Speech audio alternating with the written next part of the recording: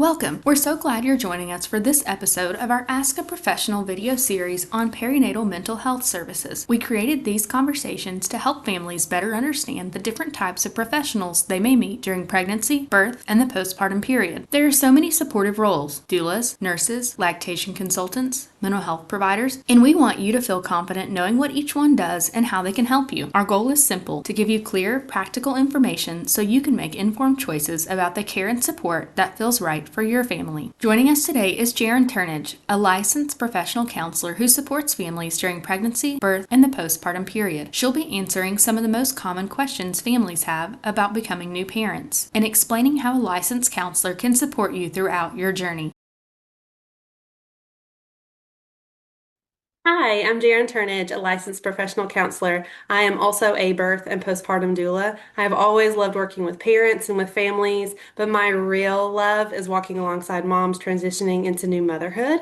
I'm here to bring awareness and resources and just education surrounding how vulnerable this population is and just serve them as best I can.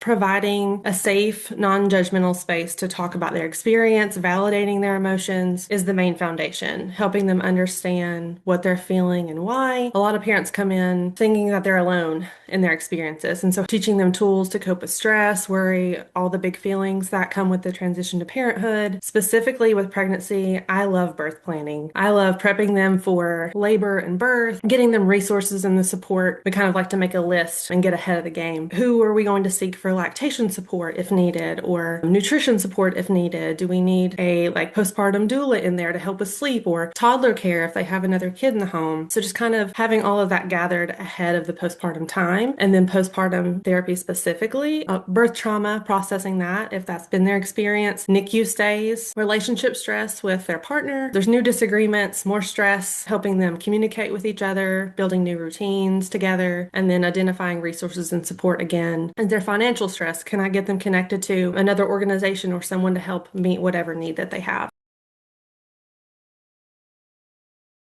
Connections are changed. Like I said before, the way you view yourself, your priorities, your time, your flexibility, your body, everything is shifting. You are grieving parts of your old life that you had pre-baby. And that doesn't make you a bad parent. It doesn't make you less thankful for the role that you're in now. It's very common to grieve those parts. Relationships are shifting with your spouse and your family, particularly with your spouse. There are, like I said, new things to disagree on. I hear a lot of people describe their relationship as like two ships passing in the night. And so quality time spent together is impacted. Everyone's stress tolerance is lessened. And so a lot of things are just new. Helping them to kind of gather their new normal and what that looks like for them is important.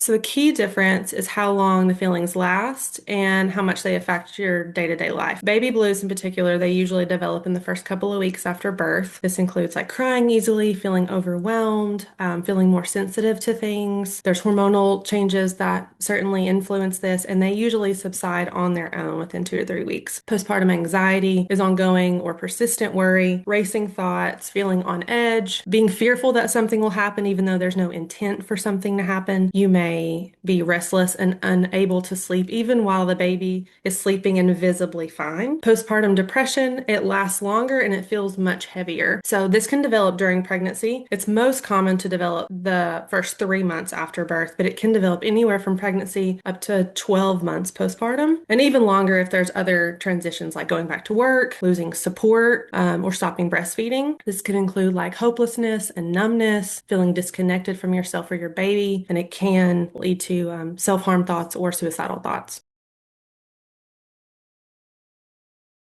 Anytime they are feeling stuck, overwhelmed, or not like themselves. So anytime these feelings last longer than 2 weeks, if they're intense or constant, anytime they feel disconnected from themselves or their baby, and just the day-to-day struggle is too much for them. There's this misconception that you have to be like in crisis or it has to be, quote, bad enough to come to therapy, and that's not the reality. The idea of I don't have to show up and pretend that everything's okay. They're bringing a lot of shame and embarrassment and guilt over some of their thoughts and feelings. And in a lot of places, even within their family dynamic, they have to show up and pretend that they have it all together. And I think as moms, especially, we have this unrealistic expectation of ourselves of, I'm a mom now and I was made to do this and I should know how to function in this role. And that's not always the case. And so having a space that they can show up and be vulnerable and honest, understanding feelings and not fighting them or avoiding them, and then learning tools to help calm their mind and their body as they're experiencing that heightened anxiety or overwhelm.